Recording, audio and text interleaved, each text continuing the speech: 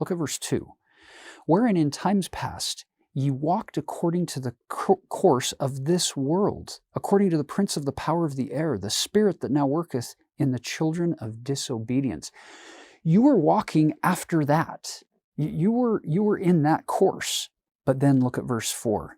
But God, who is rich in mercy for his great love wherewith he loved us, even when we were dead in sins, hath quickened us together with Christ. By grace ye are saved. And I love that the King James translators put in a little winky face there at the end, that little semicolon, close parenthesis. There were no punctuation marks in the Greek manuscripts in the early editions of the Bible. So this is a King James translation edition, but I think it's well placed. So this idea here, in fact, he uses the contrast a lot, is that you have the Gentiles who sometimes, the way he talks about it is they represent death and sinfulness. You have the Jews who represent God's covenant. And now God is basically bringing them into one. So those who had access to the covenant, but didn't always take advantage of it properly, and those who were not born into the covenant and just essentially were born into a very fallen state and having no access to the gospel, they essentially lived dead lives. And now God's mercy has brought them into life. So Paul sometimes speaks in complicated ways, but this is what he's trying to use from a metaphor. Gentiles represent death, but now they're back in life in Jesus, and even the Jews are in that unity with Jesus. And all of that coming to this center, coming into Christ, that oneness with Christ. Can there be any other label for that than grace and grace alone? Neither group deserved this, neither group earned this, but the Lord gave it to both groups. Now look what he continues to say, verse 8. For by grace are ye saved through faith, and that not of yourselves. It is the gift of God, not of works, lest any man should boast. And verse 10, for we are his workmanship, created in Christ Jesus unto good works, which God hath before ordained that we should walk in them.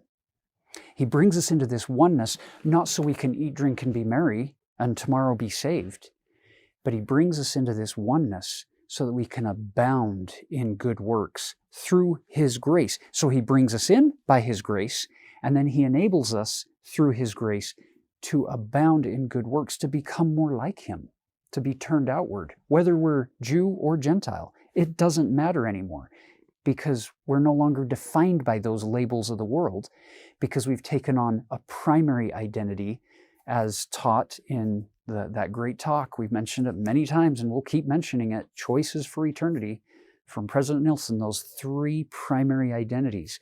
I am a child of God. I am a child of the covenant.